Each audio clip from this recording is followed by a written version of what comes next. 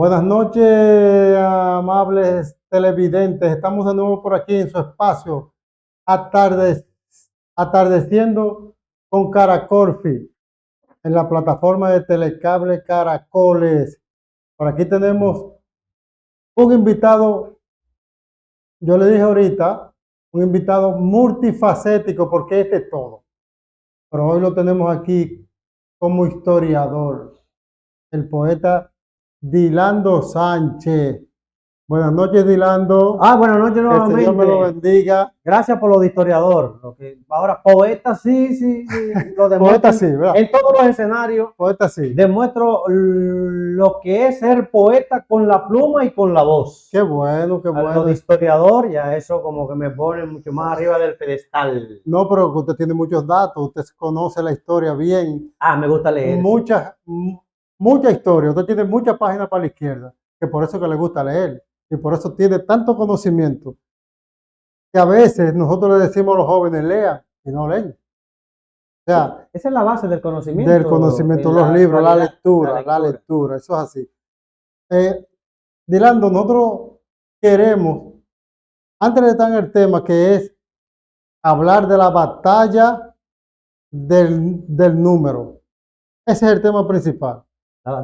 ¿Por qué la batalla del número? Porque ASA tuvo tanta batalla. Sí, no, la batalla. ASA tuvo 14 batallas. Oiga, la batalla del número ahí. Pero primero quiero darle nuestro visto bueno. Por aquí estuvo en la semana pasada el presidente de la asociación La Milagrosa y nos prometió que en la Regola iba a haber agua. Y es verdad, hay agua. O sea, felicidades, es una buena noticia. Felicidades y cumplió. Hay agua en la Regola. O sea, hay agua en la Regola que estuvo seca por mucho tiempo.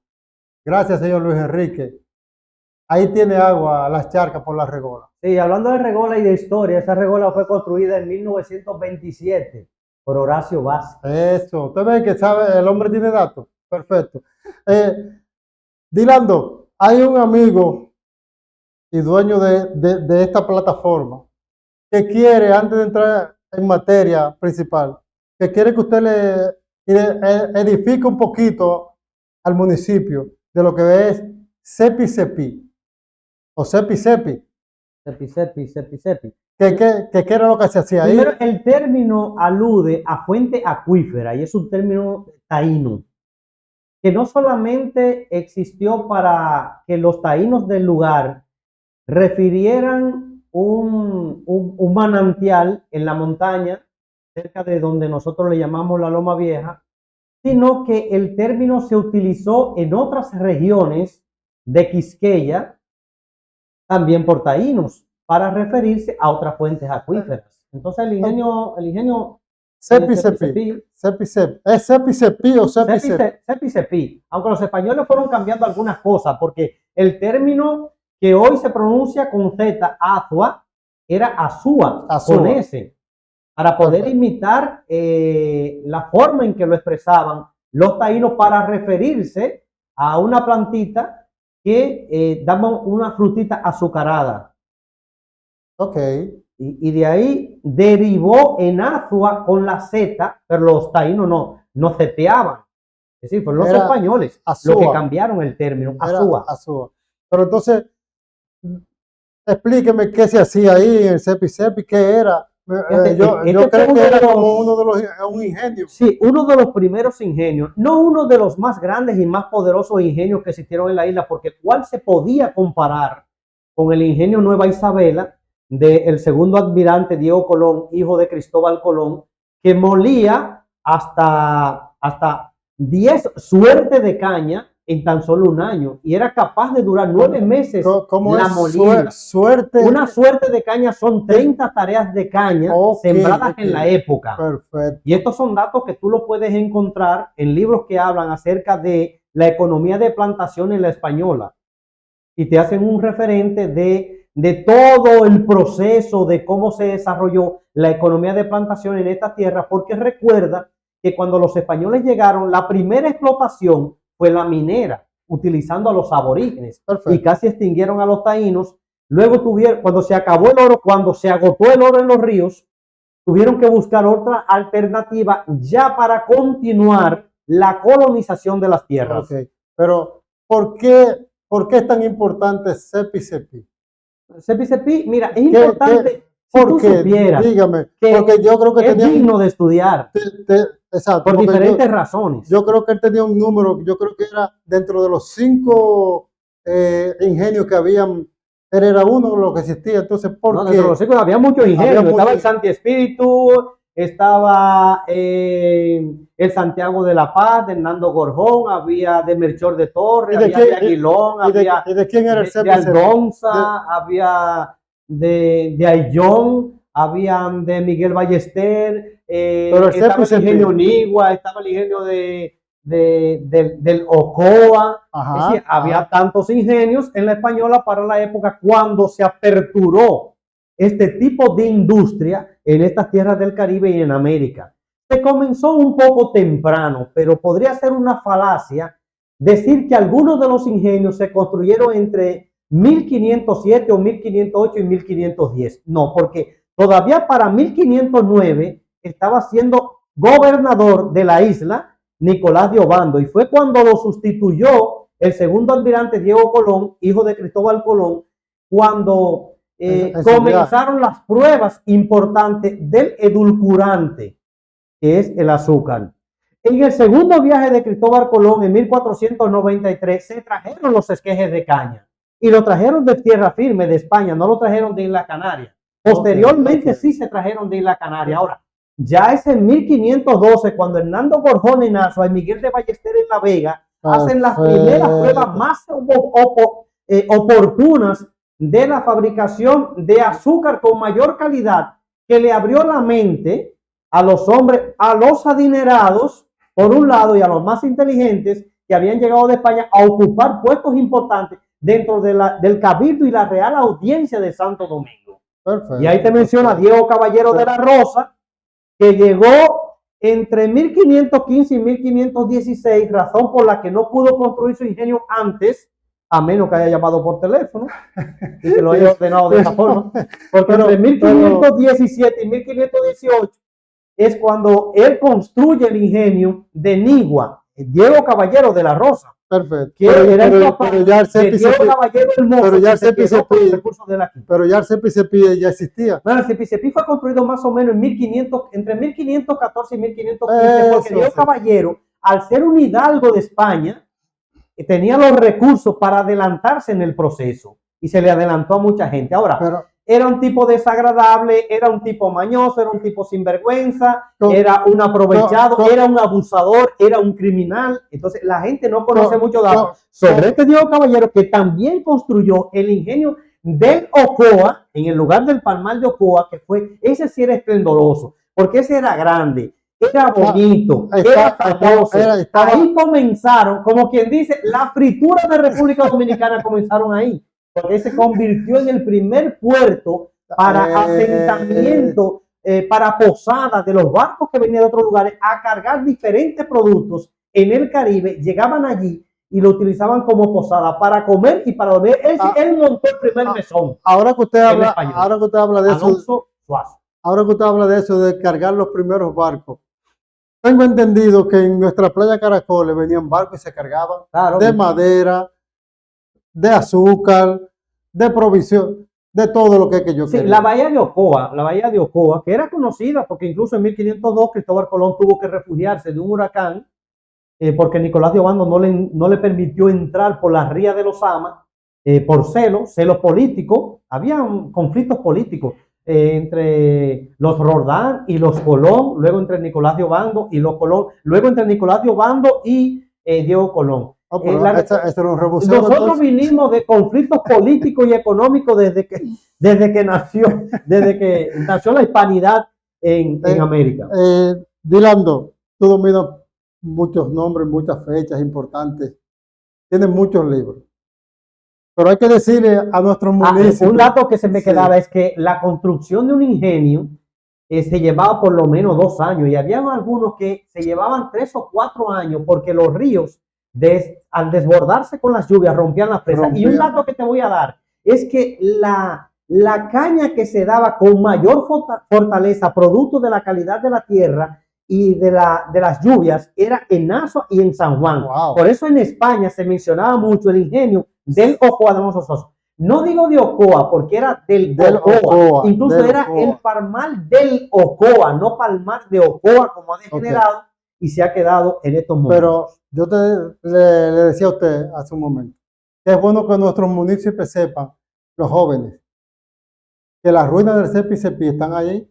Las Aquí ruinas mismo, del Cepi Cepi están detrás ahí. de la finca La Famosa, valga la publicidad, y que está ahí en el agüita la sequía, como le decimos nosotros. Correcto, y que están los acueductos todavía que servían para transportar el agua desde diferentes lugares de la parte más alta de la montaña, y están los dos diques, los dos retenedores de agua, porque era con fuerza hidráulica que Eso. se molía.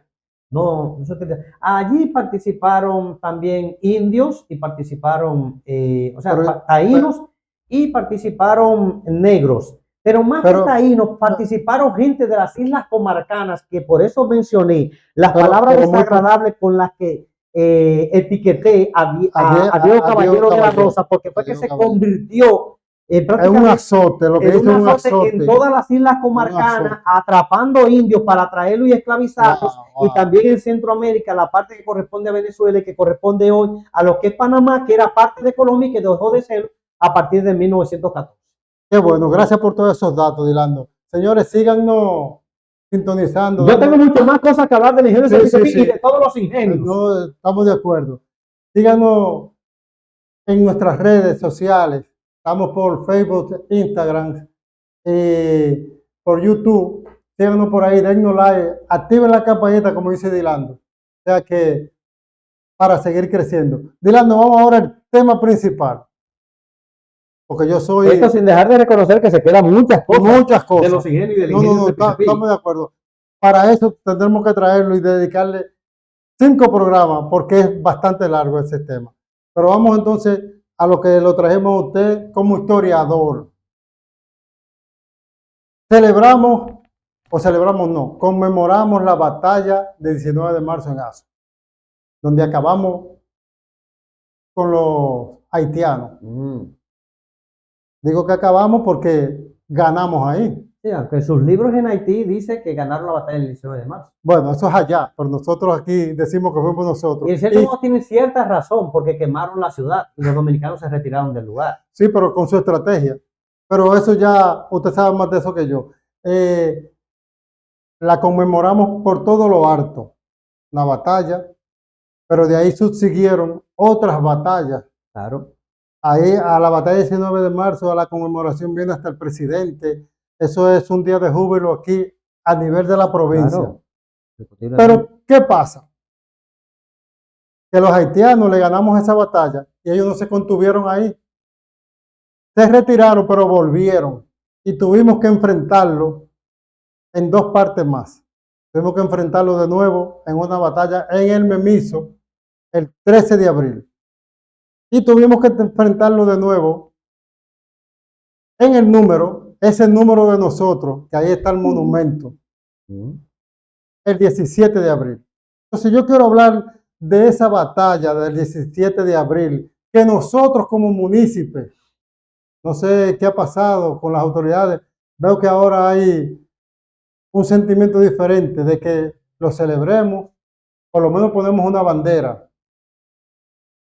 Pero nosotros, los charqueros, cuando digo los charqueros, porque es que está aquí en nuestro municipio, el número está ahí, bajando a Tillo, en nuestro municipio, y nosotros, esa fecha se nos pasa y no hacemos nada. No debería. Entonces, yo entiendo que nosotros debemos por lo menos, rendirle homenaje a esos héroes de la batalla del número, y se nos pasa desapercibido.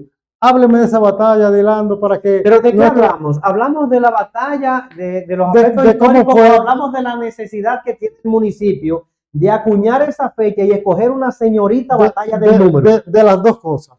Porque como he sido jurado en muchas ocasiones de la escogencia de la señorita batalla 19 de marzo y propuse la escogencia de una señorita desembarco de Playa Caracoles, yo propongo que entre el ayuntamiento y todo el municipio nos hagamos responsables de la escogencia de una señorita, batalla del número, y que se haga una gran festividad. Es que batalla del número entra de las batallas que se libraron para lograr nuestra independencia. Bien, eso con relación a, a nuestros deseos, sí. Pero ya lo que tiene que ver con la parte histórica. Primero vamos a aclarar algo.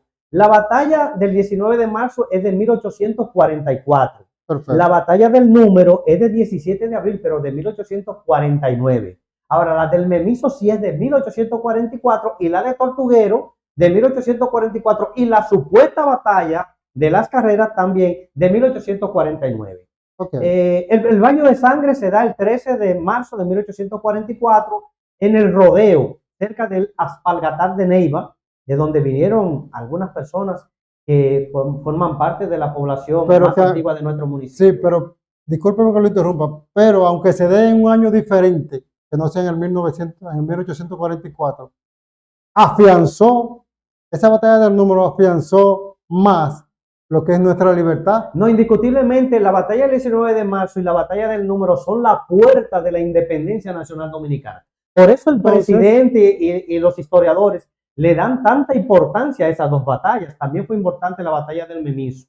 Entonces, después del baño de sangre de ese 13 de marzo de 1844, cuando los dominicanos, al mando de Fernando Taveras y al mando de Manuel de Regla Mota, que fue presidente en 1857, sí, enfrentan, pero no con un ejército, sino con compañías, al enorme ejército de Charles Gerard Aimé, que lo dirigía él mismo en persona, el presidente de Haití, por un lado, y Suffren y Jean Pierrot, uno por Neiva, otro por San Juan, y otro por el norte, uno para ocupar Santiago, uno para ocupar Neiva, y otro para ocupar San Juan y Asua, que es la intención de Charles Gerard Aimé, presidente de Haití, tratando de que los otros dos compañeros se juntaran con sus ejércitos aquí en Asua para continuar con la campaña hacia Santo Domingo. Porque la guerra en términos de ocupación es como cuando se juega ajedrez.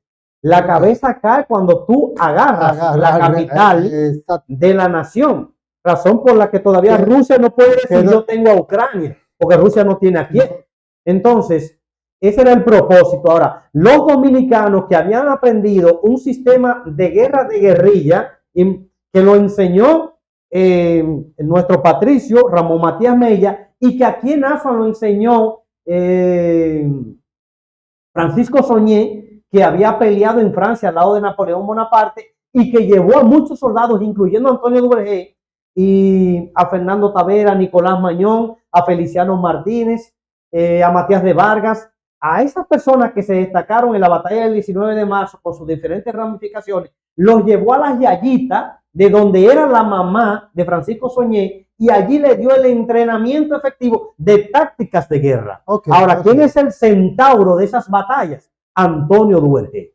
Antonio Duvergé es el Adalid. Antonio Duvergé es el Atlante de las batallas que se celebraron en pro de la independencia nacional, hasta que la envidia del sátrapa Pedro Santana le nubló no solamente el corazón, porque la gloria no pudo hacerlo.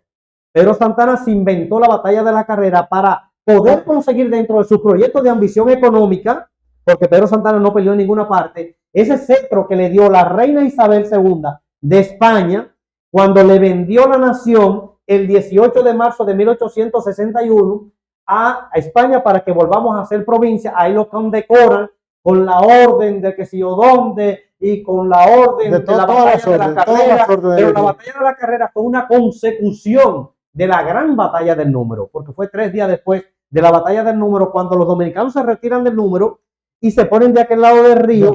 Esperando que las distintas falanges del ejército haitiano que están desplegadas, porque fueron derrotadas, intenten nuevamente cruzar el río Ocoa para continuar su camino a través del camino de Sabana Way para Santo Domingo, y ahí son lateados también, que desde entonces comienza a sonar la palabra de Monte La Guardia, que es una comunidad que pertenece a Boquerón. Que pertenece a Boquerón y que pertenece a los pilones, como sí, porque allí hubieron militares que de una forma muy intrépida a caballo fueron capaces de meterse en las filas haitianas, porque el que le respondía a Antonio Duvergé tenía que ser un militar a carta cabal. Y Antonio Duvergé peleaba con armas de fuego, pero el machete, como le enseñó era su Francisco arma Soñé, principal. era su arma principal. Era su Y arma los principal. haitianos le decían Demonio. Boadifé, que Era significa palo prendido, árbol prendido. Y él fue fusilado por Pedro Santana en 1855, junto a su hijo Alcides Duvergé. Y para cuando fue fusilado, se le veían las marcas de los tantos impactos de bala y de armas Y de armas blancas. que O sea, recibió. cicatrices. Entonces, vamos a dejar ese 1849 y vamos a tocar un poquito lo anterior. Desde el Pajonal, los Cajuiles, desde San Juan, desde las Matas de Falfán, desde Neiva, desde las Marías, desde la Icotea, vienen los grupos de guerrilla dándole candela a los haitianos. Pero, ¿cómo pelea el guerrillero? Yo te ataco aprovechando tu debilidad en la noche, principalmente te ataco, pam, pam, pam, y me retiro. Porque no podía hacerle frente a un ejército de 10,000 hombres bien armados, pero no bien entrenados, porque eran campesinos que venían a pelear obligados. Claro. Por eso tantas retiradas. Entonces, bueno, ya cuando logran llegar hasta aquí, hasta Asua, está Charles Gerard ahí de frente, está Tomás Héctor, general haitiano, está Terlonge, que también era un general haitiano, Auguste Brower, Pierre Paul. Estamos hablando de la batalla. Estamos hablando de la batalla 19 de marzo. Batalla del 19 de marzo. Okay. Y de nuestro lado están los hombres que yo mencioné ahorita. Incluso Nicolás Mañón, que a Nicolás Mañón le encargaron los macheteros y dijeron, súbete en el cerro de Resolí con ese cañón y por aquí tú no puedes dejar pasar a nadie. Y murió ahí peleando. Una orden. Y muriendo agonizando, dijo, aquí me entierran. Y ahí está enterrado. Ahí está enterrado. Entonces, se peleó en ese mismo momento, que por eso fue la gran batalla. Se pelea en el Barro. Se pelea en Resolí, al mismo tiempo se pelea en Clavellina, se pelea en Los Conucos, cerca de Pueblo Viejo, y se pelea en Asua de Frente, y se pelea también en el cruce del Jura. Es decir, esos caballos no tenían sosiego, porque los que eran capitanes, los que eran tenientes, los que eran coroneles, los que eran generales, que estar al servicio no ahí paraban de correr con esos caballos, hasta que llega un momento en que ocurre algo mítico, y es que entre Fernando Taveras y Matías de Vargas decapitan al sargento mayor de Galés haitiano en las Clavellinas, cerca de en un combate que se dio en las Clavellinas. Lo decapitan. Y eso como que creó una situación en la guerra. Sí, porque en una guerra cuando se mata al jefe, ya prácticamente los otros tienen por lo menos él era el que dirigía una de las compañías que estaban peleando. Y muy creó un problema, porque el dominicano pelea con denuedo cuando le toca la ocasión. Entonces, los dominicanos se retiran hasta el camino de Sabanagüey y los haitianos que están replegados se juntan nuevamente con su presidente cerca de donde están hoy los ovillos y deciden entrar a la ciudad de Asua del otro lado del río Jura. Y del otro lado del Jura. Exacto. Y la queman. Ahora, pero ya ellos queman prácticamente una ciudad vacía. Porque como se estaba en guerra, ya prácticamente ahí no había muchas personas. No, ahí no había personas. Se dice que quedó una mujer ahí que ellos ni siquiera la asesinaron, haciéndose la loca, pero que no era loca nada. Entonces... Ellos queman ya una ciudad vacía, fantasma. Correcto. Entonces se retiran, los dominicanos se retiran más allá del río Ocoa. Pero los haitianos luego, nuevamente, se reorganizan y piensan que bordeando cerca de Playa Caracoles para cruzar por Palmar de Ocoa, remontar el río y tomar el camino de Sabanagüey, podrían tener la oportunidad de llegar hasta... Pero, ¿qué problema? Porque los dominicanos no les permitieron ni siquiera coger el camino de Sabanagüey y los obligaron a subir por el río y pensaron entonces, bueno, por los caminos de Ocoa que conducen entre montañas hasta la forma en que se podría llegar a Santo Domingo, vamos a ver si lo hacemos. Pero entonces son atacados por los dominicanos con la dirección de Antonio Duvergé en la Cañada de la Comaijuana, que los obliga a pasar. ¿Cómo se llama? Cañada de la Comaijuana. Ok. Los obliga a pasar por el Memiso. Pero tú has ido al Memiso. Entre el río y el Memiso, ¿qué es lo que hay? Montaña y un desfiladero, porque tú o te tiras o subes. Pero las mujeres y los niños estaban encaramados allá en las montañas con piedras en el borde de la montaña, esperando con estrategia que los ejércitos haitianos vayan por el camino de abajo. Que fue preparado, esa estrategia fue preparada por Antonio Duvergé en Barrancas, que para entonces se llamaba Paso Alto. Y cuando tú vas a la barranca de aquí de nosotros. Barranca, sí, porque la barranca tiene las condiciones para que un ejército pase por abajo y desde arriba sea fogoneado con piedras y cañones. Sí, pero como no se pudo ahí. Por el arroyo que pasa por ahí, el arroyo Guasama. Claro, como no se pudo ahí, entonces le prepararon la misma estrategia en el Memiso. Entonces no tenían de otra, porque era morir calcinado dentro de los espartillos, que eran bastante altos y eran muchos. Era morir por los cañones, era morir por los fusiles, era morir por el machete, o era lanzarte al río que está bastante profundo. Una complicación tremendísima. Se la pusieron difícil. Fue una gran batalla en la que los dominicanos le dieron un golpe muy fuerte. Además, y allí estaba Pierre Paul, que era un general haitiano muy bravo, y estaba Auguste Broward, que se había batido en duelo personal con Fernando Tavera en la batalla del Rodeo. No, en la batalla del Rodeo. Okay. Incluso lo hirió en el vientre. Pero Fernando Tavera se recuperó y estuvo presente entonces en la batalla del 19 de marzo en Asua. Es que te digo, hablar de esta batalla, y luego, ¿a dónde nos vamos? ¿Al número? Sí, al número. Dígame cuáles fueron nuestros héroes. Bien, entonces. Porque nosotros tenemos héroes ahí. Los haitianos no se conformaron. Y discúlpeme, déjeme decirle que los haitianos, cuando llegan al número, dicen, llegamos a Haití. Oiga, ¿cómo es la cosa? Yo he escuchado eso. Bueno, pero ellos fueron dueños de la isla entera por 22 años. Pero ellos desde que llegan... en 1801, ellos llegan al número y dicen, ya estamos en Haití. Toussaint Louverture ocupó la parte de la isla de Santo Domingo, investido como general en un barco español a nombre de Francia. Pero dígame los nombres de nuestros héroes de la batalla del número, porque nosotros tenemos derecho a saberlo. No, pero los habitantes que eran hombres, que eran jóvenes y que vivían en las charcas, por ejemplo, porque en 1822... ¿Hubo algún charquero que participó? ¿Cómo no va a haber charquero? Y de Estebanía también, y de Afa, y de Atillo, porque Atillo ya existía. Ya existía. Claro, había sido un acto antiguo en el que vivía gente, y también aquí vivía gente, porque en 1822, cuando Jean Claudio Boyer sube y ocupa la parte de la isla de Santo Domingo, quema los ranchos que encuentran en el lugar donde estaban las charcas. Si había ranchos es porque había habitantes. Entonces, y eso está reflejado en un libro de Joaquín Balaguer que se llama El Centinela de la Frontera. Pero qué cultura, de que llegaban a un sitio y quemaban. Pero la charca tenía héroes, y más adelante se demostró, en muchos más escenarios se demostró que los hombres de las charcas participaban en los acontecimientos bélicos.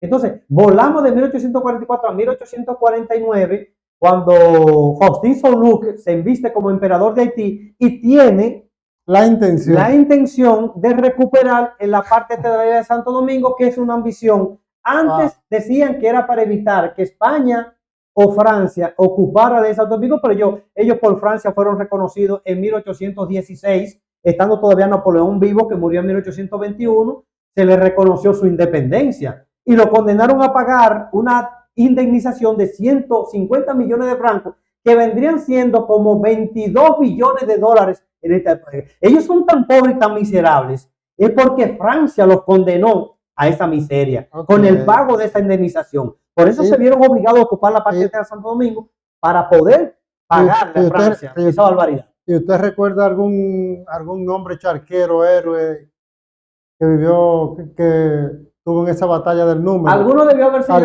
Juan o José o Pedro Rafael, pero yo no conozco ninguno. Ahora, yo sí conozco un héroe de las charcas, que entró con Francisco de Rosario Sánchez por Haití, porque como dijo Francisco, no pudo hacerlo por otra parte, pero ellos la bandera dominicana, y que no pudo ser fusilado cuando Francisco de Rosario fue atrapado en ese árbol allá. Denos ese nombre de ese héroe que entró con Francisco de Rosario Sánchez. José del Carmen Peña, Papacame. Un nombre charquero. Claro. José del Carmen Peña, Papacame, que era el papá de Alida Peña, esa señora que vivía frente a la cancha, la casita azul, la mamá de Anjito. O sea, que los charqueros siempre han tenido ese coraje. Los Sánchez y los Peña son los familiares de Papacame, que murió de 104 años. Y incluso la casa, él tenía una hija que se llamaba Teresa Peña, que fue quien vendió la casa y fue también propiedad de Rosa, la mamá de Hungría, esa casa donde se construyó la escuela que funcionó, en donde está ahora la cancha. Ok, ok. Y la historia de Perfecto. Papa Cami. Pero ¿qué pasa con Papa Cami? Que para la batalla, que para cuando Francisco de Rosario Sánchez entra con el propósito de restaurar la República Dominicana, porque Pedro Santana se la había vendido nuevamente a España, él tenía 14 años. Con Pero 14 años era un niño, bueno, un era un niño niño. ahora, para entonces era un hombre. Entonces, al no ser un mayor de edad, porque la mayoría de edad para esa época se adquiría con 21 años, aunque estaba amarrado, lo pusieron aparte. No lo Ok. fusilaron junto con los otros 22 hombres Sí, con que porque fusilaron a Francisco de Rosario Sánchez, el capitán Juan Erazo, que hay una calle en la capital que se se saca muy llama Juan mencionada. Erazo. Benigno Juan del Erazo. Castillo, Segundo Alcántara, José de Jesús Paredes. Que le mutilaron un pedazo a esa calle Juan Erazo ¿Y allá. qué le pusiste? O por ahí está parte de lo que es el quinto centenario. O sea que, pero ahí sigue Juan Erazo. Está bien. O sea que Lo que no me hubiese gustado es si le hubieran quitado una el parte nombre. para ponerle el nombre de un héroe español que lo que hizo fue matar muchos aborígenes acá. O el nombre de Villarbando, como que fue el Nicolás de asesino Obando, de Sebastián Lemba. como Nicolás de Obando, por ejemplo. No voy a entrar ahí, pues entonces me mandan a trancar. Lo cierto es que la historia es tremendísima. Él se escapó. José del Carmen Peña Papacami, Papacami. lo pusieron aparte porque Porque era un niño, no era lo un niño. fusilaron. Y él aprovechó un descuido y logró escaparse. Y se salvó, mira, murió de 104 años y tuvo una gran familia. Qué bien. Dilando, hablar con usted, uno se queda fascinado porque usted conoce bien la historia. Nosotros queremos una exhortación para esos estudiantes que no recuerdan o no saben qué se vivió en el número. Bueno, desde muy pequeño, mi mamá de crianza de Mila me enseñó la cultura de la lectura. Si no hay lectura, no hay conocimiento de la historia. Y quien no conoce la historia repite los mismos errores y las mismas tonterías. Y hoy por hoy, la República Dominicana necesita que sus nuevas generaciones estén acorde con los acontecimientos. Y para tener un buen juicio y actuar en favor de tu República Dominicana y de tu identidad, tú debes investigar la historia. Tú tienes que leer. Adolescente y joven dominicano, estudiante dominicano, tú tienes que leer. Lamentablemente le escuché a una profesora decir en estos días una frase que no me gustó para nada. Si ellos se van, ¿quién hace el trabajo en República Dominicana? ¿Y quién hace el trabajo en Suiza? ¿Y quién hace el trabajo en Alemania? ¿Y quién hace el trabajo en Inglaterra? ¿Y quién hace el trabajo donde no existen estas personas a las que usted se refirió, maestra? Vamos a corregir porque con esa influencia nos estamos condenando nosotros mismos a desaparecer. Y la gente sabe a qué me estoy refiriendo. Lo que pasa es que en mi calidad de poeta, yo debo velar por la paz, por la concordia, por la tranquilidad.